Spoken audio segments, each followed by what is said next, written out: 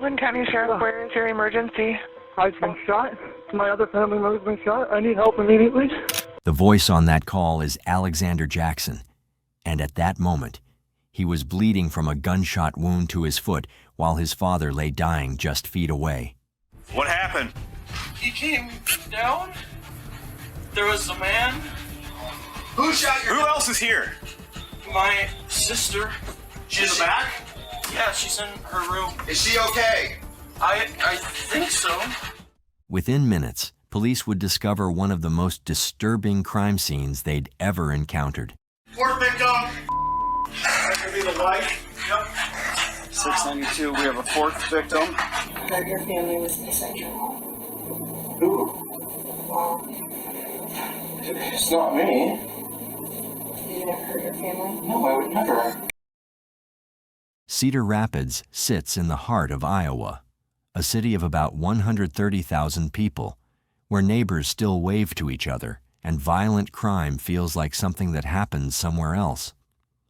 The Jackson family lived in one of the more affluent areas, a quiet cul-de-sac at the end of a dead-end street where children rode bikes and families gathered for weekend barbecues.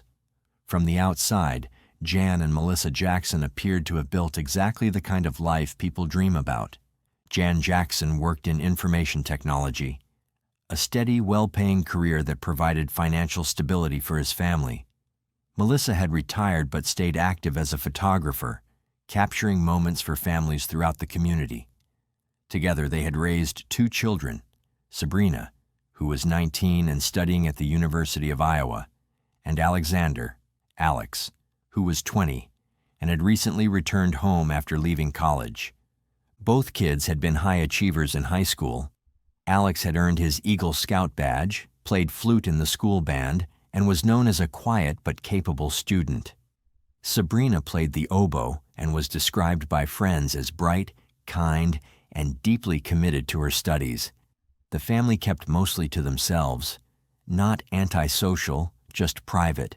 They didn't have many close friends in the area, and extended family lived elsewhere. But to those who knew them casually, they seemed perfectly ordinary. A quiet family living a quiet life.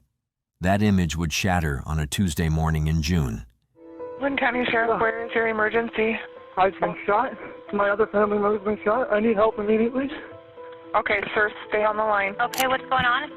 Someone broke in. Okay. I've been shot. You've been shot? My dad's been shot. Hold on just a second. Are they still there? No, they left. Did they come inside the house? Yeah. The dispatcher's voice remained calm, professional, even as the gravity of the situation became clear. She needed information, fast. Where were you shot at? Downstairs. No, on your body. Foot. In your Left foot? foot. Do you know who broke in? No. Did you get a look at them? No. Could you tell if it was a man or a woman? Man. I think I spooked him off. Do you know how they got in the house? The back door, I think. It's open, so... That was all he could offer. No height, no build, no distinguishing features. Just a man in black who had somehow broken into the house, found the family's gun, and shot 4 people before disappearing into thin air. The dispatcher pressed for more details, but Alex's answers remained frustratingly vague. You're doing great, Alex. You're doing good. Is anybody else home with you? My sister? Your sister? Where's she at? Her bedroom? What's your sister's name? Sabrina. I just want to make sure that we know who's supposed to be in that house, okay? This person that you saw in your house, did they leave out the back door? Yeah. How long ago was this? I don't know. You don't know? 10 minutes ago? Maybe. Do you remember what color shirt or what color hair this guy had? Anything about him? Black? You think it was a black male or a black shirt? Both? Do you know if mom and sister are safe? Did the guy go upstairs? Well, I don't see them. Alex, do you have any weapons downstairs? Any guns, knives, anything like that? No, but there's a gun on the floor. There is. That's not yours? It's ours, but we got shot by it. So he took your gun and shot you? Yes. Officers were dispatched immediately. As they raced toward the address, the dispatcher kept Alex on the line, trying to piece together what had happened.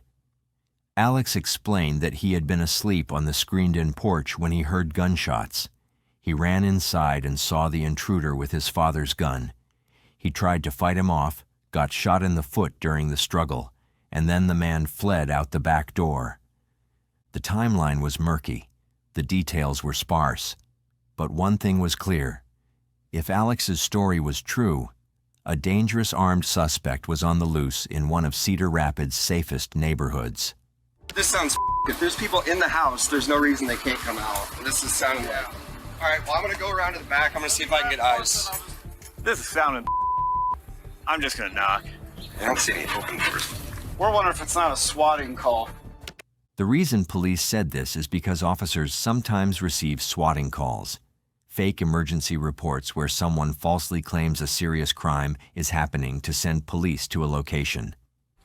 I'm getting no answer at the door. Shot? We got contact with one subject in the house. You down here by yourself? There's a subject down. Can you put your hands out to the side where I can see them? Oh,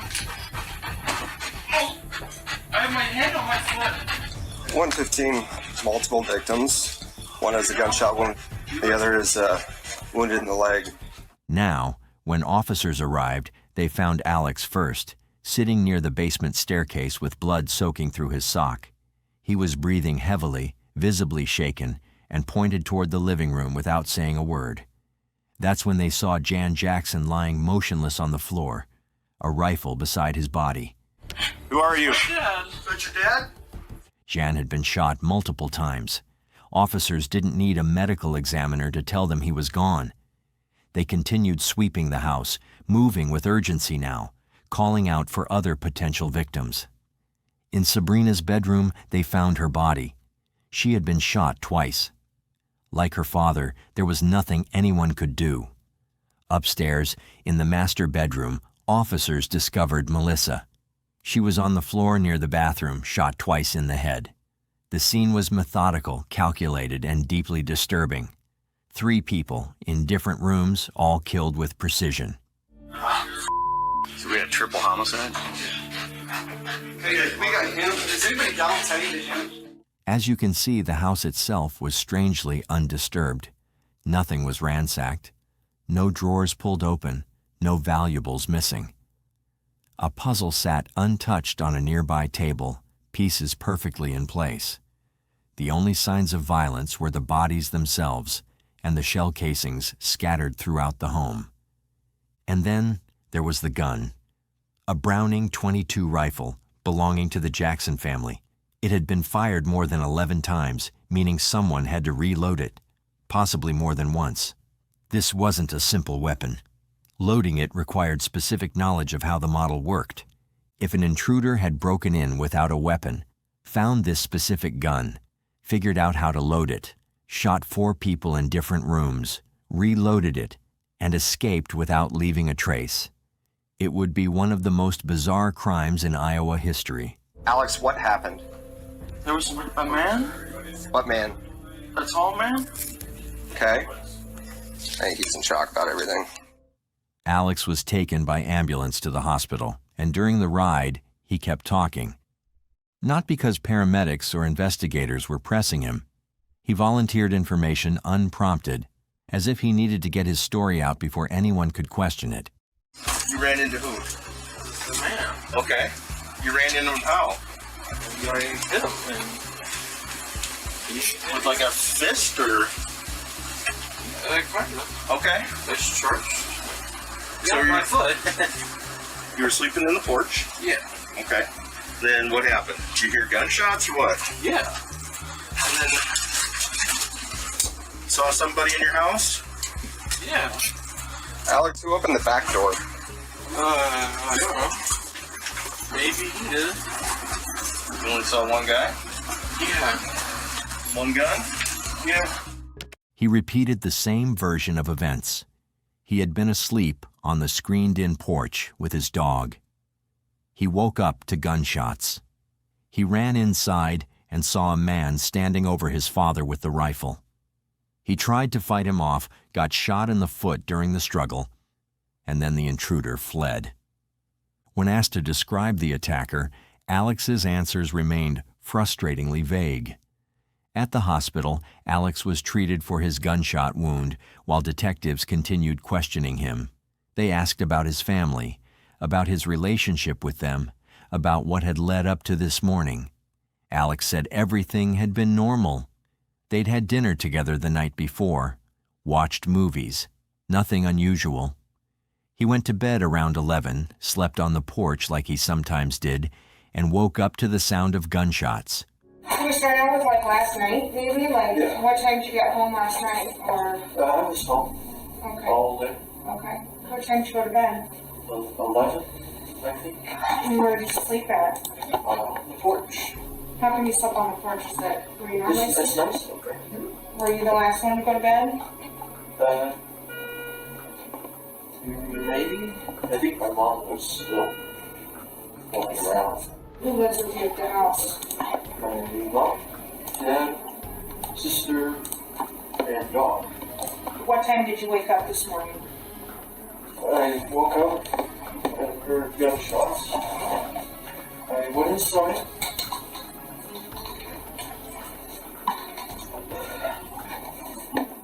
You take your time, buddy. He's taller than me, I think.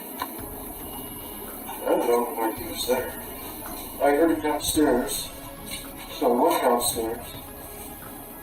He was messing with my dad's gun. Did he have a mask on? Oh yeah, one of those ski masks or whatever. Did you see his hair? No, How about his shoes? I think they're green. And then what happened? Well, he's messing with her. And oh my dad, I think. He was on the floor. And I ran at him. You ran at the guy with the gun? Yeah. Then what happened? The detectives took notes, but something felt off. Alex's demeanor didn't quite match the gravity of what he'd just experienced. He seemed distressed, yes, but there was a flatness to his affect, a lack of raw emotion that you'd expect from someone who had just witnessed his entire family being murdered. When asked how he felt about his family, Alex's response sounded almost rehearsed. What your dad did? Computers.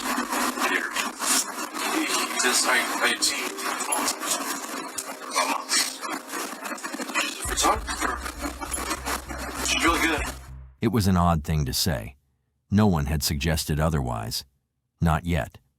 While Alex was at the hospital, investigators were combing through every inch of the Jackson home.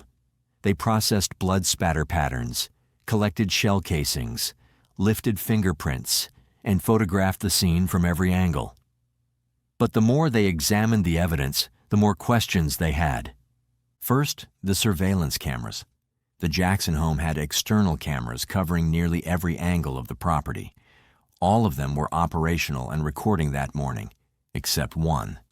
The camera that would have captured the back door, the exact entry point Alex described, had been turned off. No footage of anyone entering or leaving. That immediately raised a red flag. If an intruder broke in through that door, why wasn't it captured on camera? Did the intruder know where the cameras were? Or had someone inside the house disabled it? Second, the canine unit. Officer Curtis Buckles and his dog, Corsa, swept the surrounding area looking for any trace of another person. They checked trails, backyards, wooded areas, anywhere a fleeing suspect might have gone. The dog showed no interest, no scent to follow. If someone had fled on foot just minutes earlier, there should have been something, but there was nothing. Third, the neighbors. Detectives canvassed the entire cul-de-sac, knocking on doors, asking if anyone had seen or heard anything unusual that morning. Not a single person reported seeing a stranger in the area. No unfamiliar cars, no one running, nothing. In a neighborhood where people notice when a delivery truck drives by, It seemed impossible that a masked intruder could come and go without anyone seeing a thing. And then there was the gun itself. The Browning .22 rifle that had killed Jan, Melissa, and Sabrina was not a simple weapon. As mentioned many times before, the gun required specific knowledge to load and reload.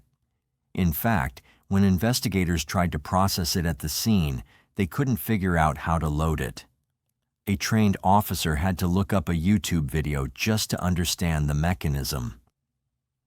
At this point, the case is so bizarre that it can only mean one of two things. Either the intruder was incredibly clever, or there was no intruder at all. After he shot you, he left? I think so. Okay. Did he still have the gun? I don't know. Okay, where else would it have gone? Did you get it away from him? I don't remember. I know we wrestled over it. At this point, even if you're not a cop yourself, you can probably point out that something is definitely fishy with what Alex has been saying. And when the investigation digs deeper, it wouldn't be so wrong to start questioning whether his story holds up at all. Because the more detectives examine the evidence, the less sense Alex's account made. Let's start with the phone records. Alex claimed he had been asleep on the porch without his phone until he heard gunshots around 8 in the morning.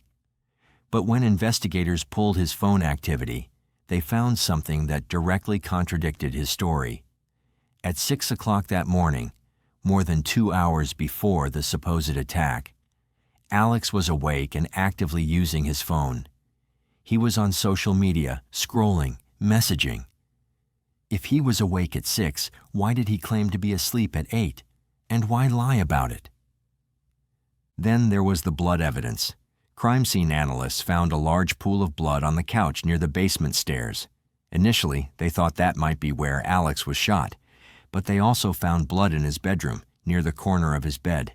Bloody footprints led out of his room, down the hallway, and up the stairs, but none led into his room. That meant Alex had been shot in his bedroom, then walked himself out, leaving a trail of blood behind him. Why would an intruder shoot Alex in his bedroom, then allow him to walk out and call for help? Why wouldn't they finish the job? And if Alex was shot during a struggle in the living room like he claimed, why was there blood in his bedroom? The detectives also noticed something strange about Alex's injuries. His gunshot wound was relatively minor, a single shot to the foot. It was painful, yes, but not life-threatening. Meanwhile, his father had been shot 5 times, his sister twice, his mother twice. All of them had been killed with brutal efficiency.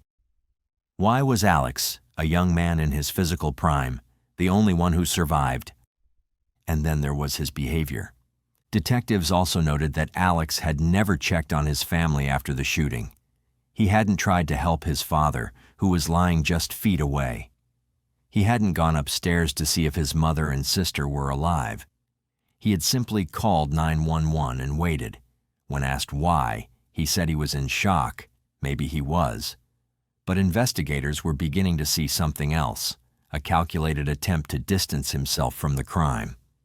Back at the hospital, detectives decided it was time to confront Alex with the inconsistencies in his story. They were careful, methodical, giving him every opportunity to explain. But with each question, his story became harder and harder to believe. When we stepped out, we talked to our coworkers. They were out at your house. Okay.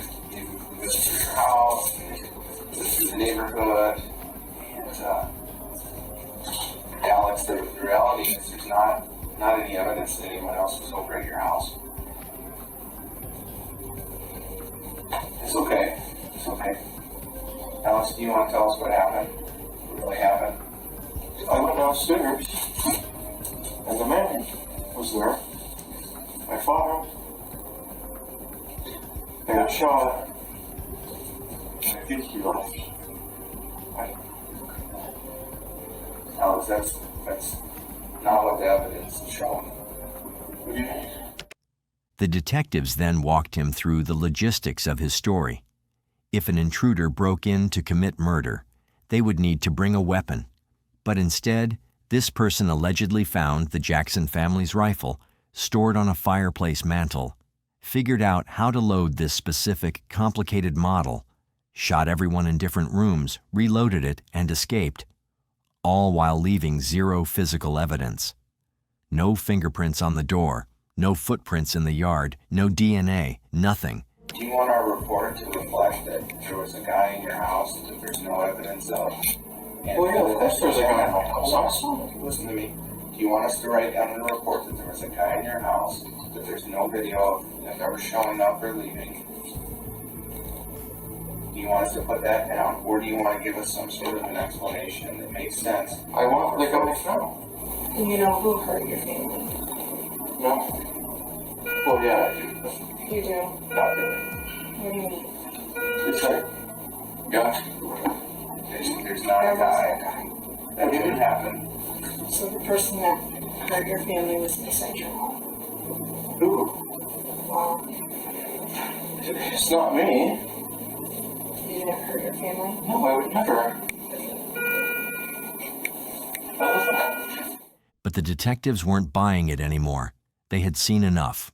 The physical evidence, the timeline, the lack of any corroborating witnesses, it all pointed in one direction. And that direction was Alex. As detectives continued to build their case, more damning evidence came to light. Forensic analysts examined the shell casings and determined that the gun had been fired more than 11 times, meaning it had to be reloaded at least twice. This wasn't a crime of passion or a spontaneous act of violence. This was methodical, calculated. Someone had taken their time, moving from room to room, executing each victim with precision. They also examined the murder weapon itself. When they tested it for fingerprints, they found 2 distinct prints. One belonged to Alex, the other was unidentified, but forensic experts noted that it likely also belonged to Alex, just without enough ridge detail to confirm definitively. And then there was the question of motive. Why would a 20-year-old with no criminal history, no history of violence, and no apparent mental health issues suddenly murder his entire family? Investigators dug into Alex's background. He had been an Eagle Scout, a good student, and by all accounts, a quiet, unremarkable young man. But as they spoke with people who knew the family and reviewed personal journals, small cracks began to appear. Alex had dropped out of college. He wasn't working. His father, Jan, had recently told him he needed to get a job or move out. There were tensions, nothing explosive, but a growing frustration on Jan's part that Alex wasn't taking responsibility for his life. Alex had only $30 to his name at the time of the murders, no savings, and no clear plan for the future. Financially, the Jacksons were comfortable.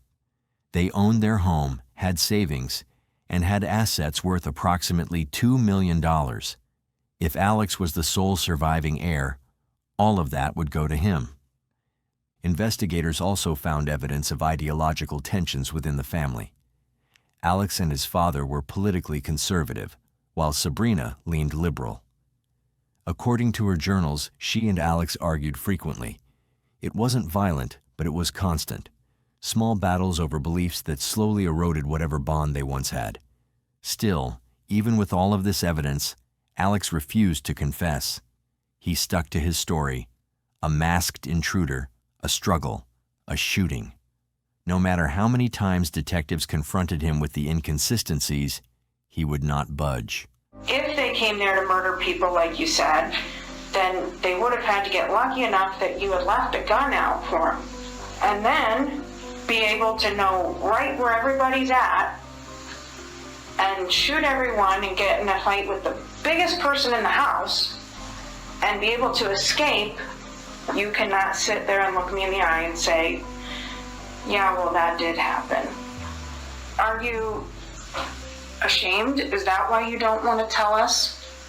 Well, I don't want to tell you because I didn't do it. Well, you're being charged with murder of your mom, your dad, and your sister. And you're going to go to jail. A year and a half later, Alex Jackson went to trial. The courtroom was packed with reporters, community members, and people who had followed the case from the beginning. The prosecution's case was built on a mountain of physical evidence, all pointing to one inescapable conclusion. Alex had killed his family and tried to stage it as a home invasion. Prosecutors walked the jury through the evidence step by step. The surveillance camera that had been turned off, the phone records proving Alex was awake hours before he claimed, the lack of any physical evidence of an intruder, the K-9 unit finding no scent trail, the blood trail showing Alex shot himself in his bedroom, the complicated gun that only someone familiar with it could operate, and the unidentified fingerprint on the rifle, likely Alex's, but without enough detail to confirm. They also presented testimony from the medical examiner who explained the nature of each victim's injuries. Jan had been shot 5 times, in the chest, neck, and back. Sabrina had been shot twice, once near the eye and once in the back of the head. Melissa had been shot twice, both rounds piercing her brain. All of them had been killed with precision, at close range, by someone who knew exactly what they were doing. The prosecution argued that Alex had methodically moved through the house, killing his family one by one, then shot himself in the foot to make it look like he had fought with an intruder. He then called 911, staged the scene, and waited for police to arrive. The defense, however, pushed back hard. They argued that investigators had tunnel vision, that they zeroed in on Alex too quickly and ignored other possibilities. They pointed to the unidentified fingerprint as proof that someone else might have been involved. They criticized the police for not testing every piece of evidence, for not exhausting every lead. But the prosecution had one more card to play. They presented recordings from the interrogation where Alex's story shifted and changed depending on what evidence was presented to him. They played body cam footage from the scene showing Alex's strangely detached demeanor, and they reminded the jury of the simplest explanation. If an intruder had done this, there would be evidence. But there was none. After 5.5 hours of deliberation, the jury returned with a verdict: guilty on all 3 counts. Alex showed no emotion as the verdict was read. No tears, no visible reaction. Just the same flat, detached expression he had worn since the day his family died. We, the jury, find the defendant, Alexander Jackson, guilty of the offense of murder in the 1st degree. Less than 2 months later, Alex returned to court for sentencing. The defense filed a motion for a new trial, arguing that errors had been made during the proceedings. The motion was denied. The judge addressed Alex directly before handing down the sentence. He noted that this case had shaken the Cedar Rapids community to its core, that triple homicides, especially within a family, were extraordinarily rare. He spoke about the senselessness of the crime, the innocence of the victims, and the complete lack of justification for what Alex had done. 3 life sentences to be served consecutively. Alex Jackson, at 20 years old, would spend the rest of his life in prison, and because of Iowa's inheritance laws, he would not receive a single dollar from his parents' estate. The $2 million in assets would go to extended family members instead. The prosecutor later gave a statement reflecting on the case. She said, "In all of my career, I have never prosecuted a triple homicide of family members killed by someone who was supposed to love and cherish them. It was an absolute tragedy, an absolutely inexplicable, unjustified, senseless murder. Even though we obtained 3 guilty verdicts, there are still 3 innocent people who lost their lives with absolutely no explanation." And that's the part that still haunts everyone involved. The evidence proved Alex did it. The jury convicted him. The judge sentenced him. But the question of why remains unanswered. The Jackson family massacre remains one of the most disturbing cases in Iowa's recent history, not because of its brutality, though it was undeniably brutal, but because of how senseless it was. 3 people who should have been safe in their own home, killed by the person they trusted most. A young man who threw away his entire life for reasons that remain maddeningly unclear. Jan Jackson was 43 years old. He worked hard, provided for his family, and by all accounts was a devoted father. Melissa Jackson was a photographer who captured moments of joy for other families, never imagining her own story would end in tragedy. And Sabrina, only 19, with her whole life ahead of her, was studying, planning, dreaming. All of that was stolen in a matter of minutes. One investigator later described the scene as something that would stay with them forever. It was an absolute tragedy, they said. 3 innocent people murdered in their own home by someone who was supposed to love them. And to this day, we still don't fully understand why. If there's anything we can take from this case, it's a reminder that even in the safest neighborhoods, even in the quietest families, darkness can take root in ways we don't see coming. And sometimes, the people we think we know best are the ones we understand the least. Sadly, tragedies like this aren't unheard of in the world of true crime. We've covered several cases from around the globe where a son murdered his entire family, but another one of the most disturbing among them is the Klaus family case. And subscribe for more deep dives. Thank you once again for watching.